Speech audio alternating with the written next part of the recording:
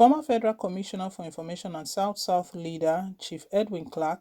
has taken a swipe at President Muhammadu Buhari on his position on the Niger Delta, saying that the president's claim of bringing peace to the geopolitical zone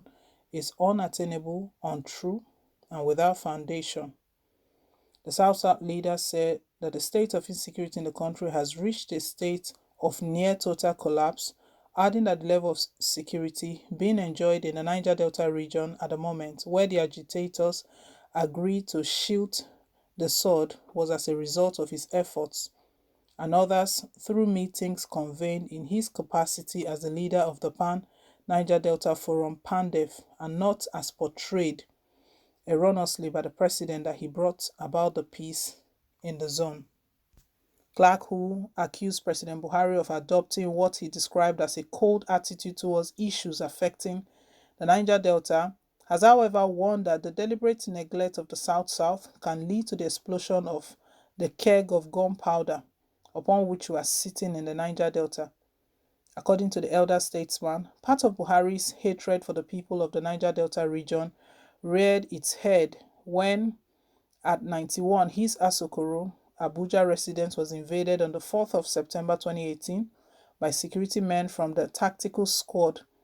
a monitoring team in the office of the Inspector General of Police, who came in 2 vans fully armed to search my house with a search warrant obtained from a magistrate court in Abuja. He said that in spite of the fact that he wrote to the president on the issue, he vehemently refused to respond, saying that if such an incident had happened to any of his contemporaries in the north, from Kano State, Katsina, Sokoto State, Kaduna State, and so on, President Muhammadu Buhari's attitude would have been different, adding that the reason given by the Nigeria police force was that it had information that a Hilux van loaded with arms from the Niger Delta region was being offloaded into his residence. In an open letter to President Buhari titled, "Your Excellency, my disagreement with your claims on the Niger Delta region," which was made available to journalists yesterday, the chairman of the Southern Middle Belt Leaders Forum, SMBLF, said that the president was wrong in the statement against the backdrop that insecurity, which had reduced during former President Goodluck Ebele Jonathan, resumed in very alarming rates as soon as he came into power as president of the country. The other statesman noted that it is unfortunate that the Niger Delta region was being treated with disdain by the president in spite of the fact that a substantial portion of the revenue of the country's earnings, which finance the nation's budget that runs into trillions of naira, is from the Niger Delta region of the country. Clark said, "I hope this letter meets you well, as we have entered a new year 2022, which is a watershed before the much-awaited year 2023, during which Nigerians expect your government will deliver credible and peaceful elections to our country. I'm writing to bring to your recollection Your Excellency's recent statement regarding peace and security in the Niger Delta, amongst other parts of the country. Your Excellency was specifically quoted to have said that your government has succeeded in improving upon peace in the Northeast and South-South from what you inherited. Your Excellency, I beg to somewhat disagree with you on the general state of insecurity in the country, which is present in a state of near collapse. Of more concern to me is your claims with respect to the Niger Delta or the South-South zone. No doubt, a good amount of peace has come to the Niger Delta in the past few years. However, your claim as having been the main architect that brought the peace does not properly convey what transpired. Please, Mr. President, I respectfully wish to state that your claim of bringing peace to the South-South geopolitical zone is unattainable, untrue, and without foundation. The deliberate neglect of the South-South can lead to the explosion of the keg of gunpowder upon which we are sitting in the Niger Delta. I will soon be 95 years old, and I'm on my way out. God may soon give me my delay boarding pass. But the coastal Niger Delta will remain forever as part of Nigeria. I strongly advise you to listen and heed the various open letters I've written to you. If you will recall, Your Excellency, before your government came on board, insecurity, which had reduced sustainably during the tenure of your predecessor, resumed in a very alarming rate The period saw the emergence of a new group, the Niger Delta Avengers, which virtually held your government hostage. Oil production went down as low as about 800,000 barrels per day. Your government adopted a military approach to quell the agitations by deploying the so-called Operation Crocodile Smile in August 2016, which did not in any way solve the problem. I recall meeting the former Chief of Army Staff, Lieutenant General Tukur Buratai, retired at the Benin airport, returning to Abuja after he had launched the operation in Sapele, Delta State.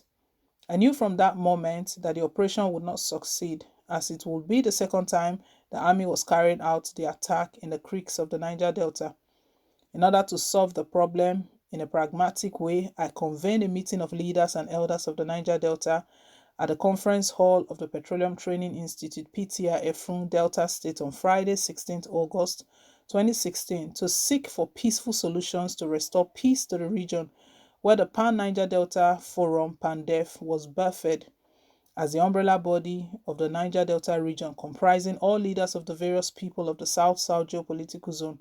We arrived at peaceful methods of resolving the issues. Thereafter, we held a series of meetings at my house in Abuja. In our interactions during that period, one main complaint of the people was the fear that Your Excellency's government had adopted a cold attitude towards issues affecting the Niger Delta region after the exit of Dr. Goodluck Ebele Jonathan as president of the country, prosecuting those from the region who served in his government. I'm a victim of such persecution when my residence in Abuja was invaded on the 4th of September 2018 by security men from the Tactical Squad, a monitoring team in the office of the Inspector General of Police, who came in 2 vans fully armed to search my house with a search warrant obtained from a magistrate court in Abuja. Let me raise another issue, which is still very current, and this is the question of Petroleum Industry Act (PIA). Before the Niger Delta crisis in early 2000, we had warned the government to stop the outright neglect of the environment and the damage it is causing our ecosystem with the reckless operational activities of the Nigerian Petroleum Corporation (NNPC) and the oil companies. These warnings were not needed until the crisis erupted and all manners of agitations surfaced. Recently, both the Vice President, Professor Yemi Osibanjo, the Governor of Delta State, represented by his deputy, Barrister Kingsley Utaharo,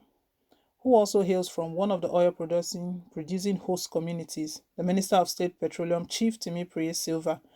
made statements about plans for intervention in reply to concerns of our youth about marginalizations, while recently protesting against the neglect and oil pollution in their area, where there's no development, particularly drinking water, whereas they sit on top of the water. Fishes are being killed as a result of the pollution. Mr. President, may I make it very clear to you that the area is sitting on a keg of gunpowder, and any attempt to scrap the amnesty program may produce unpleasant consequences to all. Our people are very conscious of the developments your government is carrying out in other areas of the country with monies derived from oil exploration in their areas. We repeat, our agitation against the use of money looted from our area by the late General Sani Abacha, which was recovered from the United States of America exclusively for the construction of the so-called mega project by the federal government, and illegal confiscation of £2.4 million from the British government as loot recovered from the former governor of Delta State, Chief James Ibori, under the flimsy excuse by the Attorney General of the Federation, Abubakar Malami's son, that it was the federal government which, as a nation, negotiated with the British government, and that it was an agreement between the two governments that the money should be used for federal projects. This is not true. Meanwhile, federal roads in the Niger Delta region have mostly collapsed, and applying these funds to rehabilitate these collapsed roads would have gone a long way to solving some of our problems.